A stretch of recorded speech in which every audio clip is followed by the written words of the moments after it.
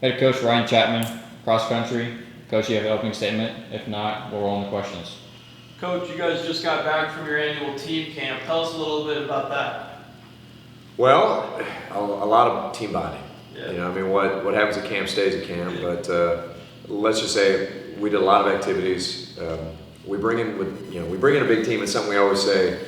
Our numbers are going to make us better. They're going to make us worse.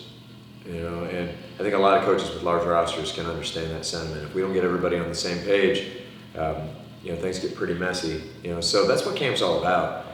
There's a lot of team bonding, a lot of trust, a lot of communication. Because bottom line, when we start tomorrow with our first meet, if we can't go out there and run for each other and sacrifice for each other, it very quickly becomes an individual sport and not a team sport. We're out there trying to do things on a national level. We can't afford that. So, team's a huge part of who we are. We were down in a little town in Illinois, Lakin, Illinois.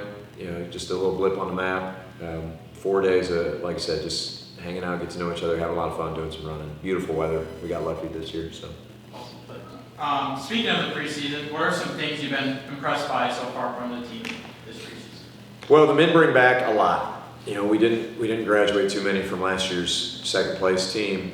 So they're coming in with a lot of swagger. They know who they are. But man, we got some really hungry first years. We got some sophomores that have put in great summers.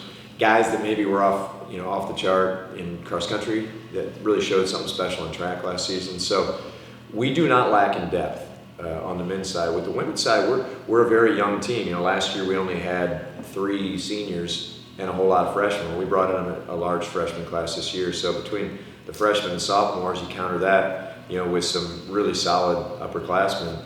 I think we're going to surprise some people. We were able to win conference and get to nationals last year on the women's side, but at the meet itself, we didn't make a lot of noise. I think our women are really fit and ready to go. So it's been fun, being around both teams. As you guys know, we're not trying to just be good, on the men's side. We're trying to, just like 2022, we're trying to get on the podium for both men and women, do really cool things for both. So right now, there's a lot of energy between those two programs we're really excited about. Coach, you mentioned wanting to compete on that national level. Preseason, you're ranked number 2 on the men's side, number 21 on the women's side. How exciting is that? I know you said paper always burns, but how exciting is that for the team? Well, on the men's side, it's always good not to be ranked number 1. We like being the dark horse. I would have been okay if they would have ranked us, 30th, and just ticked off all of our guys. With our sport, it only matters. It's not about a seed. It's not like a basketball or a subdivision football where you got to get a better seed or where it helps to get that better seed. All the teams that get to nationals are going to line up on the same course, and then we go. So really, in our sport, I can remember 2018 we went in ranked like 12th, and we got 5th. But then fast forward a couple years, we went in ranked number 1, in 2021 and finished 9th. So we've been on both sides of that. It's fun to get recognition, bottom line. So the men, we knew we'd come in ranked 2nd, but lacrosse didn't really lose anybody either. So we got our work cut out for us. On the women's side, I think we're better than we were last year, which says a lot. I mean, losing Ellie Meyer wasn't, it's not easy to come back from, but I think we're a better team. I think a lot of people realize that, and the ranking shows it. But I don't think there's a single gal on our team that sees that 21 and says, yeah, that's our ceiling. Their goals are a lot higher than that. So I'd love to stay under the radar for a little while, but then when it's time to roll, I think we'll have the crew that can do it. So. Is there any areas of improvement you'd like to see transitioning from last year into this year? Well, on the men's side, we have to stay healthy. I'm not saying we had a team that, was going to go out and beat lacrosse, but we did not run our best team at the national meet.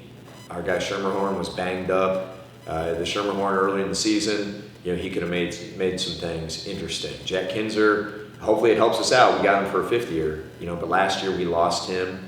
That's a guy that could be, he could be a top 25 in the nation type of runner. We were banged up. There were other guys along the way that didn't quite finish the season, as high of a level. So we have to survive the season. We got to survive training. So we're gonna, we're going to tweak here and there, try to do a little, do some things differently in regards to recovery. But sometimes with sport, you also got to get lucky. You can't get hit by that injury bug too badly, or you hope when it does hit, it hits early enough where you can bounce back and work with that. So if we can stay healthy and have our best showing at the end, I think we're going to give lacrosse and Geneseo and Johns Hopkins and NYU. I think we're MIT. We'll give these teams a run for their money.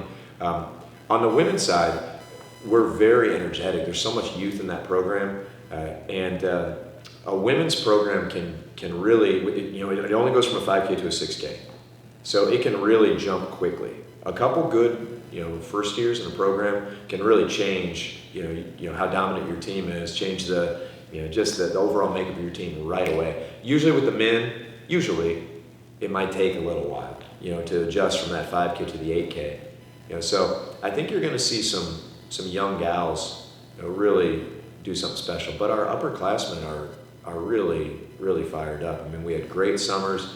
Some of these gals, we got, Kelly Giardina's back from an injury. She's looking strong. Lily Peterson has yet to run in a national meet, but she looks great right now. Carly Kramer, all region last year. She's looking strong. We got junior Morgan Ingalls looking really tough. Haley Meyer, she's more than just an 800 runner. We know that. Her teammates know that. Once she realizes that, I think she could be, an All-American, frankly, top 40 runner in the nation. So it should be a lot of fun, a lot of pack running. We got big numbers. So. Coach, Wartburg was selected to host this year's regional again. How big of an honor is that for you in the program? Well, we love that people want to run here. Bottom line, we try to put together. We got a race tomorrow, and that's the rest of my day. Tonight, if you want to find me at 10 o'clock, I'll be on the course with flashlight on, trying to fill in holes for those ground squirrels. I mean, we love our course. We're proud of our facilities here at Wartburg. So, it's a testament to that other schools want to keep coming back to our meets. Hospitality is the name of the game for us. When people run here, we want them to get excited and feel like they got a shot to PR and just to run at a really high level. So we're really excited. We're also excited to not have to travel. It is an advantage, no doubt about it. So we're just going to keep putting our name out there. I mean, we have put our course up for a national bid. I think it is a national course. I think it's one of the better courses, at the very least in the Midwest, if not in all of Division III. So it is an honor, yes, but it's also important that we get good courses, and we have one. So as long as we're going to run there, we know that November 15th, knock on wood, hopefully the weather's good. It's going to roll. It's going to run really well. So yeah. What else, John? As you open up the season tomorrow, kind of talk about the significance about the John Curt invite itself, and then on top of that, kind of talk about how comfortable or how exciting it is to host that first meet of the year. Yep. The John Curt meet, metaphorically, it means more to our program than literally. I mean, literally, the John Curt invite is a small meet. A couple teams come in here, we shake off the rust. We don't charge entry. We'll have pizza waiting at the finish line. I mean, it's a pretty low-key affair, which cross country is definitely a sport that rewards, like maintaining your emotions. There are plenty of sports, even in the first game of the year in basketball, somebody slams one down, you hit a deep three, man, that team need to celebrate, they need to fist bump, like hit the chest. Like cross country tends to be a little more pinky out early in the season. So we need these meets that are not emotional affairs, that are not, guys, clenching their fists. And that's what the John Curt meet serves for us. In a very literal sense, it is a rust buster. We will run it, but we will not race it at our highest level. On a metaphorical sense, we have an opportunity to celebrate John Curt, who is a legend. And frankly, we would not have what we have without John Curt. He helped start not only this program, but really brought Wartburg athletics to a really high level. John was able to be a part of the first two, invites, before he passed away. So it's just an opportunity for us to share his name, with new students who come in, and to celebrate all the things that came before, because our kids are a part of that legacy as well. A smaller affair this year. We'll have University of Dubuque.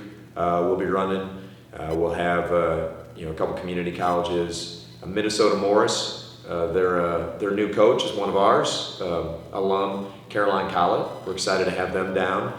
And then we have an alumni team. We always have a very athletic, rabid, excited alumni team that hits the meet. So a small affair, but definitely one that is a huge part of our success, especially as we look forward to Illinois State here in a couple weeks.